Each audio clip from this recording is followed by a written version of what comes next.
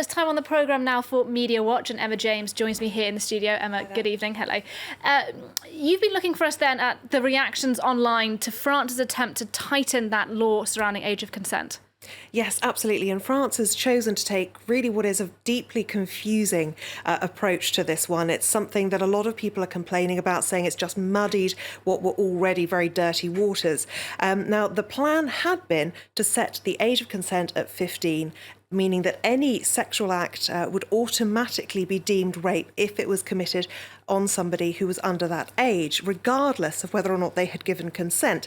But that fell by the wayside at the last moment, apparently amid concerns that it could be deemed unconstitutional or that it could undermine the presumption of innocence, which is, of course, key to many legal proceedings. But in the UK, you've got exactly the same scenario, presumption of innocence, but there is an age of consent under 16. It is statutory rape. It doesn't matter if somebody has said that they want it or not.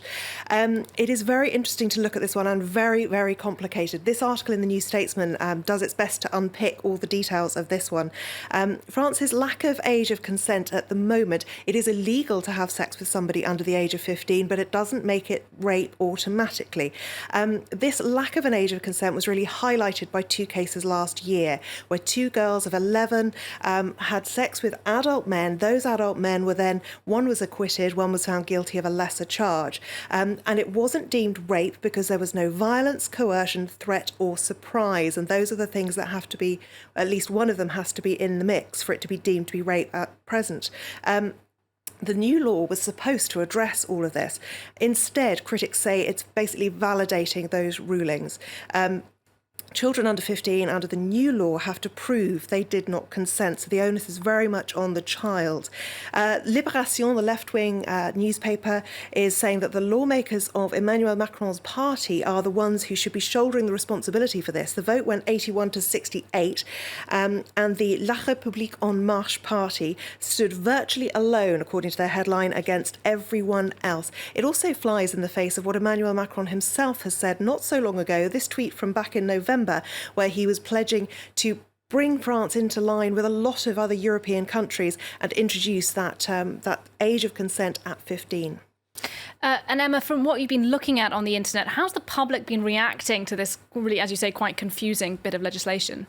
Well, the debate's been going on in the Assemblée Nationale since the beginning of the week, and the debate has been going on Twitter too, along with the hashtag rape is a crime, because people are seeing it as basically being deemed to be less than rape and therefore not being treated as a crime. So that hashtag being used very widely, this woman posting an image of herself, along with the hashtag to stop art too, because it's not the entire law, which is seen as a kind of post-Me Too legislation. It deals with a lot of things, including sexual harassment, catcalling on the street and the like. The Article 2 of it is the one that refers specifically to children. This woman says rape is a crime, full stop. This one says, seriously, do we have to have a hashtag for this to hit home? Now, UNICEF France has spoken in no uncertain terms, saying it deplores this vote, that every rape of a child must be judged to be a crime. And there is a petition too, which appears to be gaining a lot of traction.